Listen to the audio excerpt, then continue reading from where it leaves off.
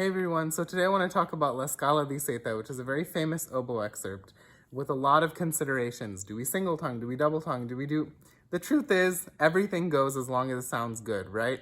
But here's some informational bits that I've picked up over the years that might be helpful. And in terms of reeds too, you need to have certain qualities in a reed to really be able to play this excerpt because, it's across the range. Whenever you're articulating, you don't have time to manage a reed that needs to be managed with your embouchure, right? There are a lot of considerations, but first let's get to the musical considerations, which is, do we add the slurs or not, right? In America, we tend to add the slurs, right?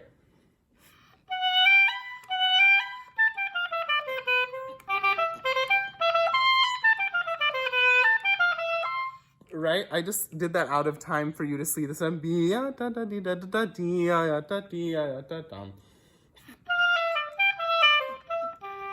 some people will go, they'll go dia da da dia da da dum, right? Or if you're doing a tongue, right? And that's single tongue. Now here's some considerations for La Scala. I've heard some people say you should practice it very, very so short and pecky, extra short. This doesn't exactly make sense to me because when it gets fast enough, your tongue needs to be really close to the reed. And when it gets fast enough, it doesn't matter. If you're playing it legato, it's still gonna sound staccato if you're really playing it fast enough, right? Right? I'm playing that legato, but it sounds staccato because it's just too fast, right? It's too fast, you can't tell. And if I focus on making everything short, if I'm practicing it like, I don't know. I mean, I guess do what you have to do, right? But the main thing is keeping the tongue close, right? But you can't exactly do that on a reed that you're having to manage here. So with La Scala, it's really important that the reed not just be light, but that it be up to pitch and not stiff. It has to be flexible enough, right? It can't have a crow, the reed can't have a crow that's stiff. It has to have a crow that comes in nicely like that, like easily, but also stable in the high notes, right?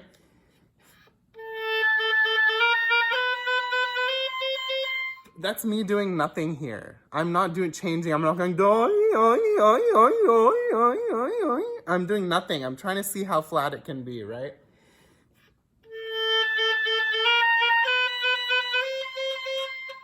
Oh, I'm getting water.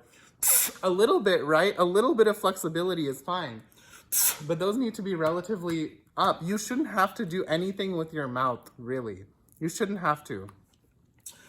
Any embouchure alteration for the higher notes if you want to play this, really up to speed, because you can't be going doing da da da da da da. It's gonna slow the tongue down, right? You just need something that just goes and is up to pitch. You don't have to hold here. Don't have to do anything like that. Especially if you want it to come off well and be like kind of a silken ladder, right? It is a silken ladder, right? It's not a ladder of nails. So when there is something that I feel, this is just my opinion, should sound more flowing about it. Exciting, right? But flowing. Like the last bit. It's a silken ladder. It shouldn't be like, but it's gonna be, when it's fast, it's gonna sound short anyways. So you don't need to think about it being short. So when I practice it under speed, this is another thing. I do it legato,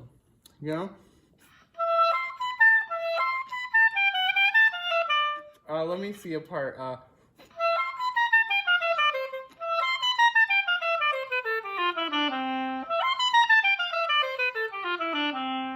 Right? Because when it gets fast, it's not going to matter. Right? So might as well do it with a nice legato, Airstream, and tongue, because then it's gonna come off very effortless, okay? So with reeds, again, we talked about the stability and the lightness, right? It needs to be light, it needs to be stable.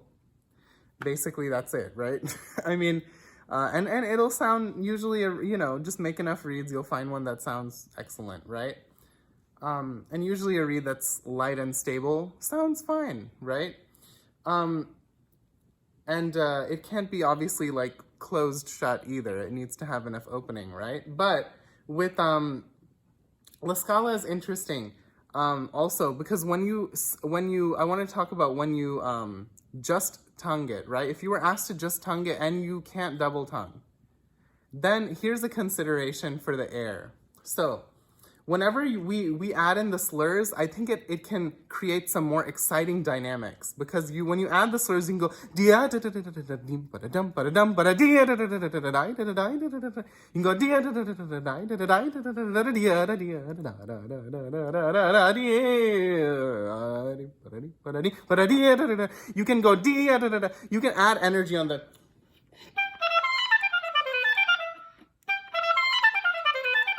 Which you can do if you're just tonguing it. You can, but it gets in the way of the tongue, right? A little bit, right? But if you are having to do it all tongued, then you do have to kind of play it, I feel, with a more even airstream. This is what I feel. You shouldn't, first of all, the reed has to be up to pitch so you don't have to go in for the high notes or anything too much. But then also the air should just be able to stay very streamlined, right? Like this. Oh, that's a cool effect. My hand getting bigger in the so if I'm just tonguing it. Oh, 1 second.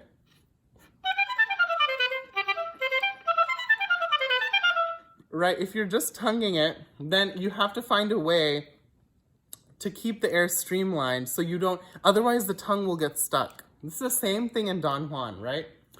I can get into that excerpt some other day, but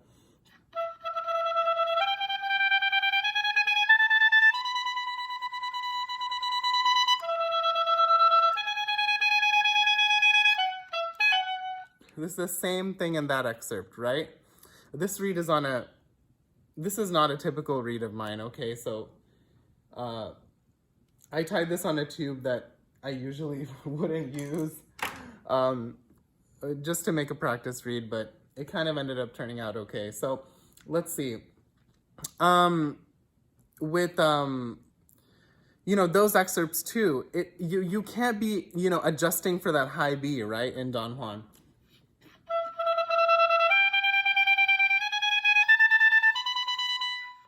I can't be like hoisting it, otherwise my tongue will get stuck. It can't stay clear, right? Right? I'm getting water, excuse me. But these are some considerations for La Scala. So if you're just tonguing it, you need a reed that's really up to pitch so you don't manipulate all of those different registers.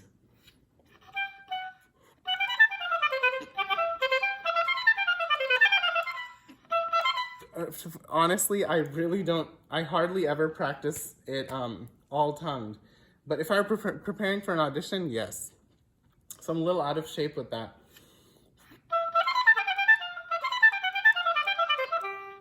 And then...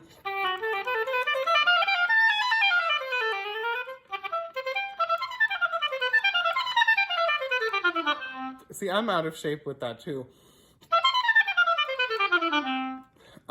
So with the you can't, you know how, see how I was phrasing it differently with the slurs? I can't take that much time.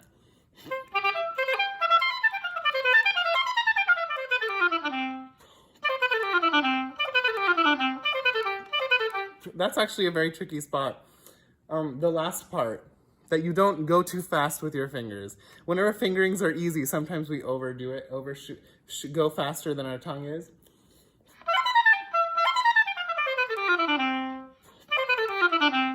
Keeping things kind of like, just like a piston, right? Yeah, so with that, if I was doing it all tongued, right, I wouldn't go dia da da da da dia da da dia da da. There'd be less drama. I just have to keep it streamlined.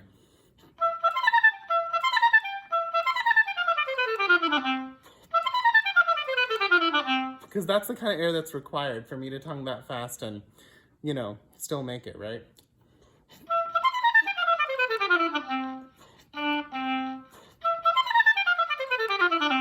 So, those are some considerations for La Scala. You know, I'm not in the groove of playing, obviously, but these are just some things to consider. So with double tonguing, I'm not the person to ask, really. I can't double tongue. I mean, I have a fast single tongue, so it's always been fine, like, you know. But it's so important. The reed be light, A, B, the reed be up to pitch, without a question. Not be closed shut, but not, you know, be uncomfortably open either, right? When you're playing an audition, you want something that's more geared towards being able to play softly, easily, right? But still with a range of expression, which mostly comes from ease, right? Not necessarily big opening versus small opening. Just whatever you like is fine, but it should have ease, right? Everyone has a different preference and kind of even embouchure a little bit. Some people have more of a muscular embouchure versus more relaxed, so your opening preference might be, or your strength of opening preference might be different, right? And you just need something that's predictable for you.